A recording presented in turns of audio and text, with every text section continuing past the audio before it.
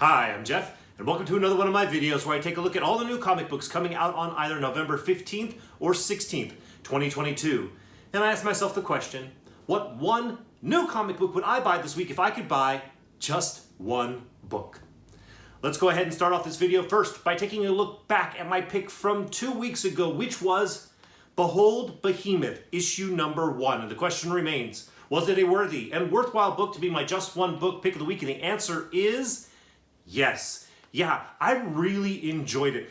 They did a really good job for me of setting up the characters and what's going on with them and giving me a lot of information about what to expect, but also withholding a lot of information, keeping a lot of mystery. You know, it takes place, this first issue story takes place in 3 different time periods, and it's the future time period that is of the most interest. So I'm really interested to know how they get from where they are in the present to where they end up being in the future. It's a really nice and clever device, and it's got its hooks in me. So it's very interesting, and so I'm definitely going to be sticking with it, and I consider it a worthy and worthwhile just one book pick.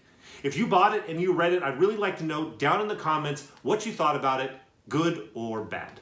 All right, let's go ahead and take a look at the books that are coming out this week. Now, this is not the best week for comic books. It's also not the worst week for comic books. There's a lot that's coming out, but very little that's really exciting to me. So I'm going to focus in this video a lot, or basically exclusively, or almost exclusively, on indie comic books. That being said, there are some books from Marvel and DC that are worth knowing are coming out this week. There's Blade, Vampire Nation. Blade's cool, that could be fun.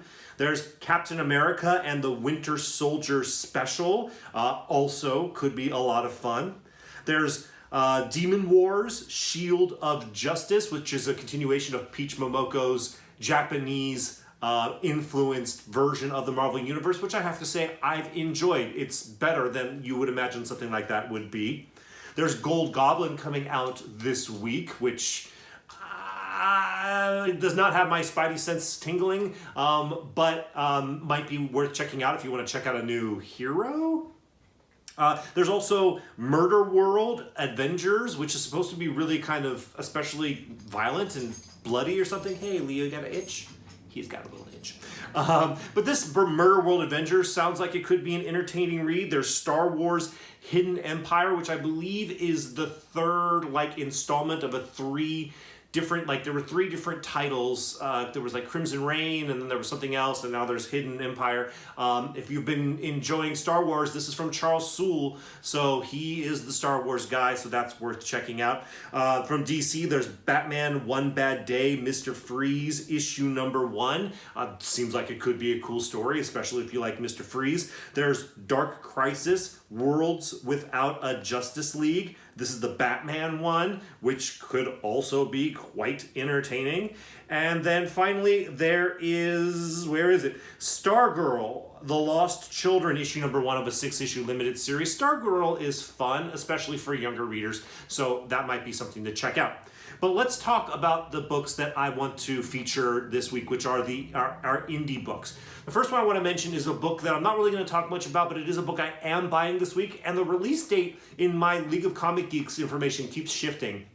So I'm not 100% sure it's coming out this week, but that's what it says right now. It says A Calculated Man, issue number 4 is coming out this week.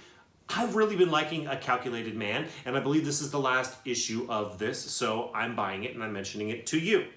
But let's go ahead and look at the books that I want to actually give a little bit more attention to this week. The first one is a new book called Sparks of Chaos, issue number 1 of a 3-issue limited series. Here's the description. An epic journey begins here. A century ago, the ancient demigods were hunted down and forgotten by humanity. Now they're fighting back in a steampunk twist on ancient myths. Featuring interconnected A covers in the style of a Greek vase, each oversized issue contains 48 pages of gods and monsters battling for the fate of our world. It is oversized. It is a $7.99 book. If you are interested in seeing these demigods fighting back in a steampunk twist on ancient myths, might be a book for you to check out this week. The next book I want to mention to you has a long description, but stick with me. It's kind of sort of worth it. It is a book called Rogue State, issue number 1 from Black Mask. Here's the description I'm going to read as quickly as possible. What if a contested presidential election plunged America into turmoil? What if political violence consumed the streets? What if a raging Supreme Court, in a strict interpretation of the Second Amendment, legitimized and deputized all militias, transforming the entire country into a paramilitary police state? What if a freedom fighter emerged from the chaos, raised a civilian army, and carved out a territory across the United States, pushing out police, militias, and National Guard, enforcing its own laws, sovereign? What if Americans refused to be governed? In this speculative fiction comic book series ripped from tomorrow's headlines, a mysterious figure named Vaya of Bright Stars will rise from the crisis. But is she a freedom fighter or a terrorist? Either way, her rogue state will not just blaze a path across America, it will also inspire others to raise their own armies, some in solidarity, others in opposition. Here's a quote. Rogue State is a genre known as speculative fiction, except that it doesn't seem too speculative anymore. That's the San Francisco Chronicle. From writer Matteo Pizzolo and artist Carlos Granda comes this tale of rebelling against tyranny, reconquering stolen land, punching fascists in the face, and building a better nation. That's all I'm going to say about that. It sounds like it could actually be a pretty cool read. If things from that description trigger you in a happy way, then you might want to consider picking this up this week. I will also mention that the kind of sketchy, kind of drawy covers that you're seeing here at the end, those are $10 each. They're drawn by Chuck D of Public Enemy, and they interconnect apparently, and my best guess on how they do that is like this. Okay, let's move on to the next book that I want to talk about today, which is a new book. It is called I Hate Fairyland, issue number 1 from Image Comics. Here's the description. Eisner Award-winning writer Scotty Young and artist Brett Bean bring back the hit comic I Hate Fairyland for an all-new ongoing series. Everyone's favorite green-haired, axe-crazed maniac returns in this Deadpool meets Alice in Wonderland adventure. Gert is all grown up and living in the real world. Times are tough, and the only job she's qualified for has her trying to find her way back to the place she hates most, Fairyland. Okay, so this isn't a first appearance. This book came out, I think I looked it up, it was like in 2015 or 2016 or 2017, something like that. So this is not a first appearance, but it's from Scotty Young. Scotty Young's a lot of fun, and he's a really good writer. And I like fun, and I like good writers. So if you're interested in something that sounds like fun from a good writer, you might consider I Hate Fairyland this week. The next book I want to mention to you is a new book. It is called Chroma, issue number 1 of a 4-issue limited series from Image Comics. Here's the description. Imprisoned in a tower within the walls of the Pale City, Chroma is believed to be the most evil creature alive. But a chance meeting with the mysterious orphan Zet creates an opportunity for Chroma to escape her cruel something. These descriptions aren't great sometimes. That is, if they can survive the strange dangers within the city walls and the monstrous threats that lie beyond. Writer-artist Lorenzo De Felici creates a breathtaking adventure like no other, filled with strange creatures and unparalleled beauty in a colorful world unlike anything ever seen in comics. That sounds like hyperbole, but maybe it's true. There's only one way to find out. If you see this on the shelf and it sounded interesting to you at all, pick it up, flip through it. If you like the art, I would consider picking it up. It sounds like it's going to be potentially a tour de force from an artistic standpoint. So open it up, check it out. If it appeals to you, maybe consider buying it and reading it this week. Okay, so we are going to do a special feature that we do from time to time here. It is the return of Tynan Time. Yes, Tynan Time, where we talk about my favorite writer on the planet, James Tynan IV. He's got a couple of books this week that I want to tell you about. First, he's got Wind, Throne in the Sky, issue number 4 of the 5-issue limited series. That's Wind, the Throne in the Sky, issue number 4 of 5 from Boom Studios. Here's the description. Windshorn Peak is the only refuge from the fairies, but even with allies to guide them in hospitality, its inhospitality, proves a deadly threat to the kids, but not more dangerous than vampires and the fairy General X marching to war as the final battle on the mountain draws near. You all know I like Wind. You all know I like James Tynion IV. It's coming out this week. I'm sure as heck buying it. I had to mention it to all of you. The other book that's coming out this week from James Tynion IV is Something That's Killing the Children, issue number 26 from Boom Studios. Here's the description.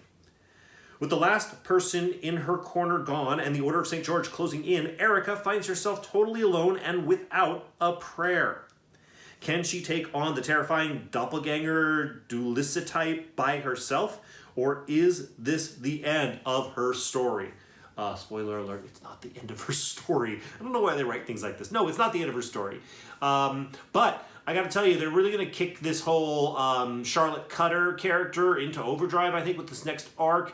And I think that's gonna be pretty awesome. So this is the beginning of a new story arc. If you've never read Something Is Killing the Children, ever, and you've been looking for an opportunity to jump on with a book that comes out like the week you're interested in picking up your first copy of it, this is the start of a new storyline. This might be a pretty good place to jump on. I bet you this next story arc is going to be pretty awesome. And Something Is Killing the Children is my favorite comic book that's out there, written by my favorite writer, so I cannot encourage you enough to pick up Something Is Killing the Children. If you haven't already, do it. All right, that's all of my honorable mentions. That takes me to the one book that I would buy this week if I could buy just one book. And that book is Something Is Killing the Children, issue number 26. Honestly, it is.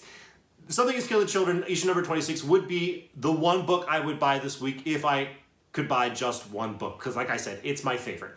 But I pick James Tynion IV so much, and I pick Something Is Killing the Children so much, that I'm going to go out on a limb and kind of sort of on gut instinct make a different recommendation to you. And that different recommendation is Door to Door, Night by Night, issue number 1 of a new series from Vault Comics. Here's the description.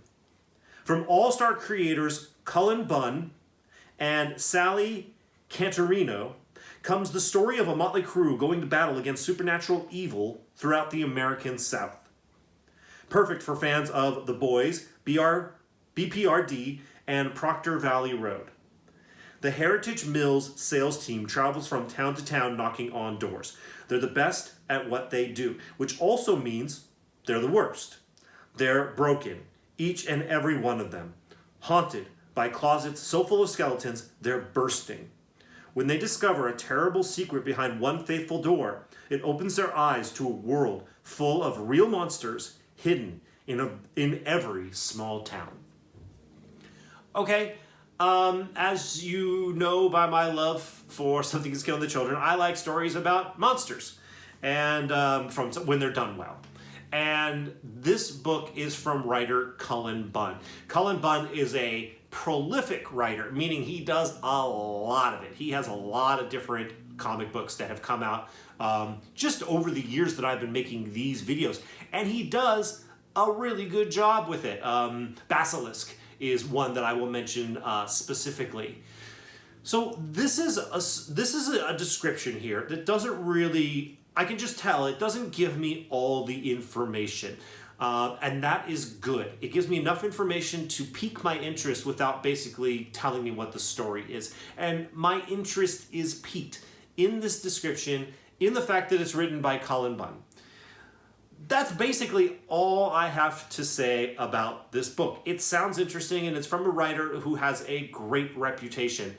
And that is why, other than Something Is Killing the Children, issue number 26, Door to Door, Night by Night is my just one book pick for this week. And I will add that this is a book that I had not planned on picking up this week until I started doing research for this video.